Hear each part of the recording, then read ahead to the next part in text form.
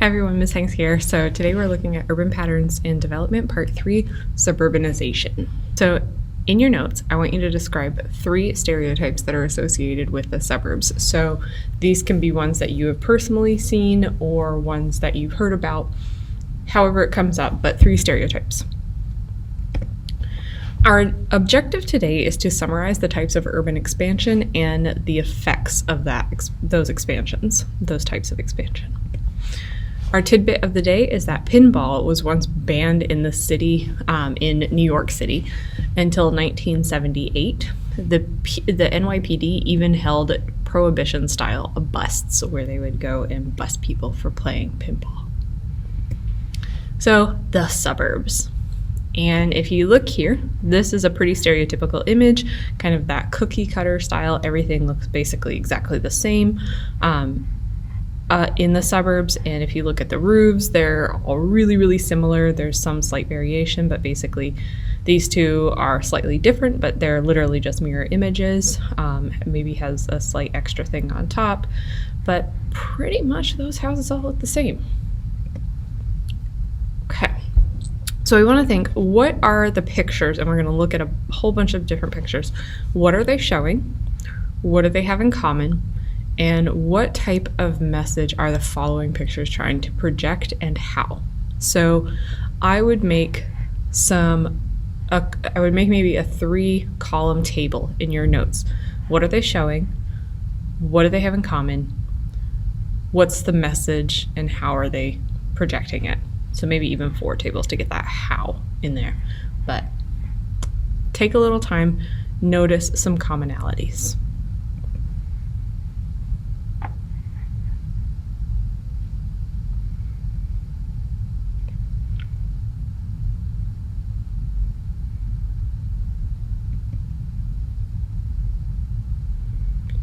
Remember to take time to pause on these if you need. Get as much information, as many things as you can absolutely write down as you possibly can.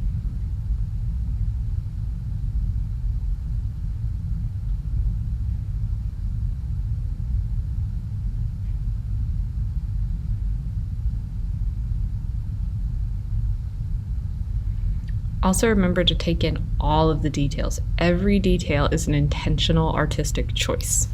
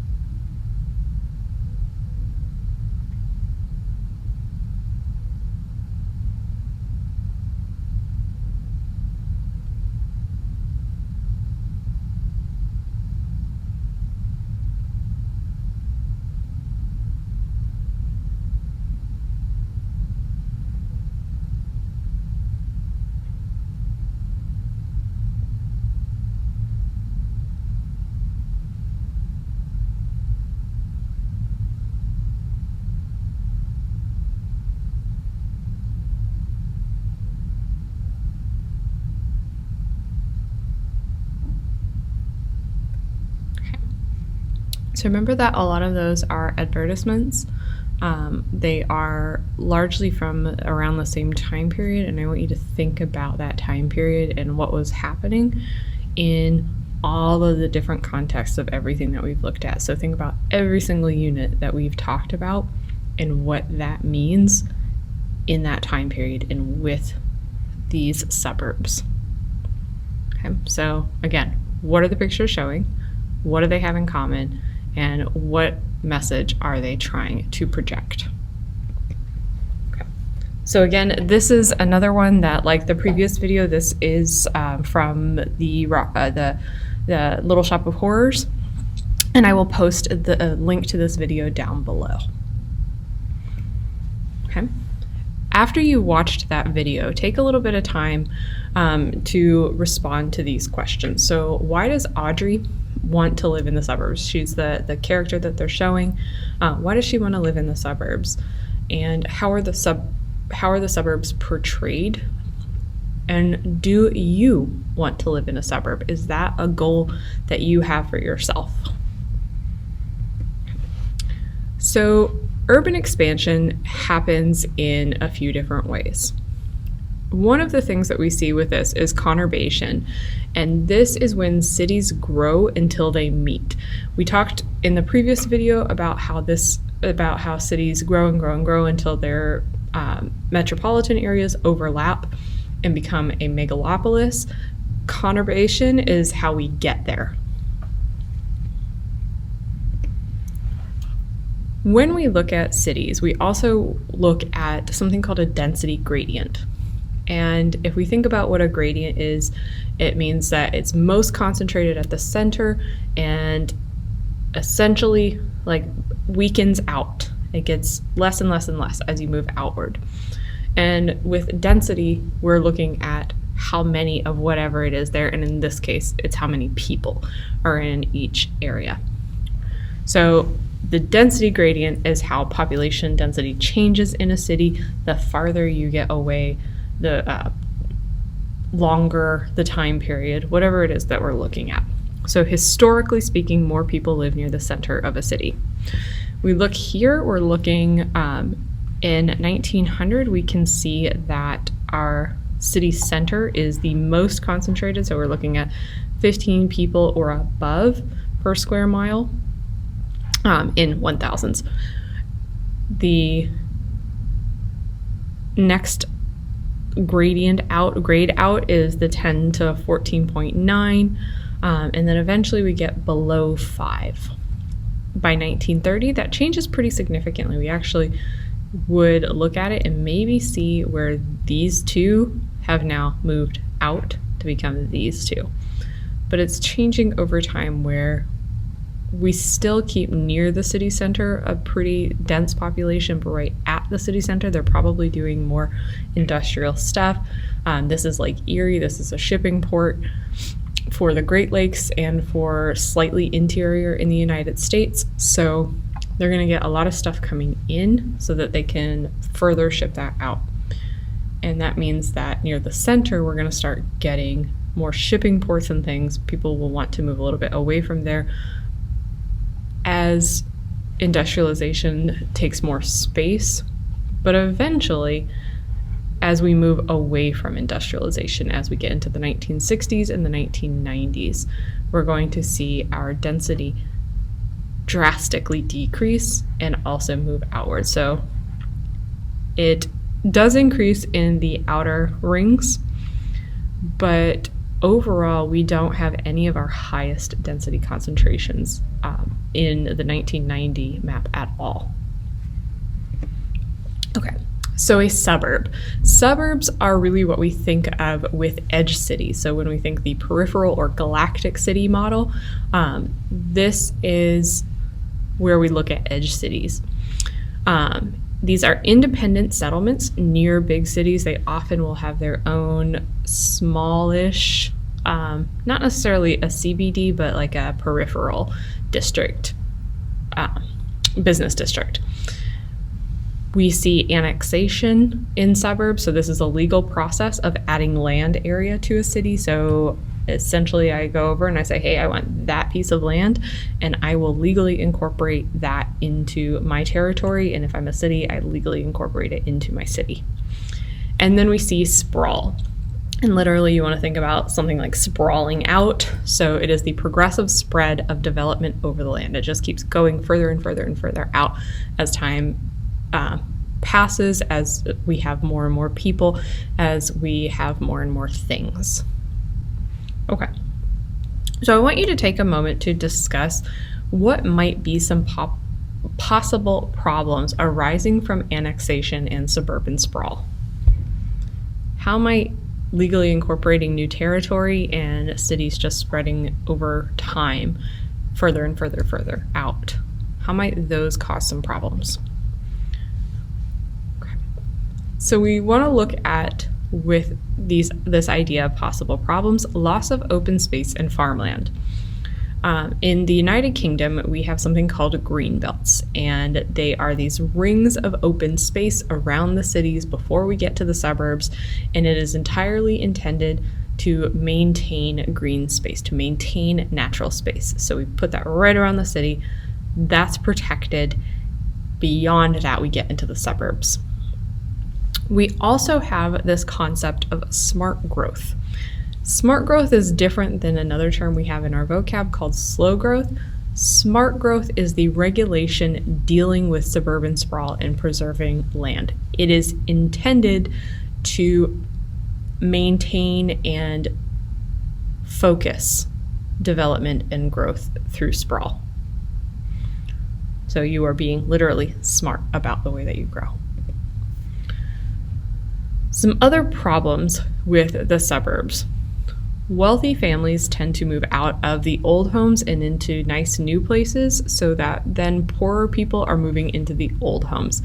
This is going to create some potential issues. So for one, we have a really heavy emphasis on socioeconomic status, and that's basically saying that it's referring to someone's social and economic position in relation to others. It is based on your income, it's based on your education, it's based on your occupation. We typically would see someone who has very high income, who has a lot of education, and who has what we consider a prestigious job being higher socioeconomic status than we would removing any single one of those pieces. So someone who has a really high income and high level of education but a terrible job, maybe not quite as much, or someone who has high income and a good occupation but basically got no education, we might still see some issues in there, especially if we're in that more elite level. If they're low income but they have a lot of education, good occupation, still going to see some of that countering against someone who has all three of those things. But then you start to remove multiple ones, and that's going to drastically drop socioeconomic status. Economics, again, we've talked about this. This is involving anything with consumer services that move because of customers. So we want to think about that when we have suburbs. People move outside the city, we're going to need consumer services to follow the people. So people want to maintain their jobs in consumer services, you got to go where the people are. Business services often are going to move because it's cheaper. So consumer services move because of your customers. Business services move because it's cheaper. So they want to abandon the CBD overall for both of these places. Remember, CBD, the costs are very, very, very high because you cannot grow that amount of land. Once you're outside the CBD, you're outside the CBD. So you move because it's cheaper, or you move because you're following your customers. And both those are affecting your economic base. Again, this is a video I am going to link below. Please watch this. It is very good. It is very important. And it is something that we often overlook, is this concept of poverty in the suburbs. We think suburbs, we think middle class, and we have this significant idea of that's what it's like. But there are a lot of families who are struggling massively when they live in the suburbs, because remember that they are moving into these houses that maybe are a little bit more expensive, but they're also moving somewhere that's farther away, or they live somewhere that's farther away from jobs. So that might be really difficult to keep up. So possibly expensive housing, possibly far away from jobs. We know overall that moving is expensive. So if you want to move out, that maybe costs more money than you have. If you need groceries, you have to drive and go get them. If you don't have a car, that becomes an issue. If you do have a car, is it a good quality one? Probably not if you're impoverished. Okay. So take some time and watch that video. All right, summary for today. Explain the ways that urban centers are expanding and describe the positives and negatives of this expansion. I'm also going to post a video for how to reinvent the apartment below for you. Double check that. This is really closely relating to that concept of smart growth, and this is kind of the positive effects of suburbanization, or of urbanization, rather.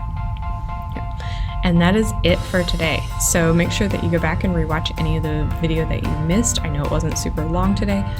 Make sure you go and watch those videos linked down below.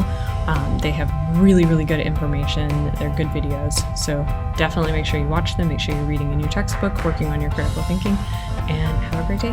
Bye.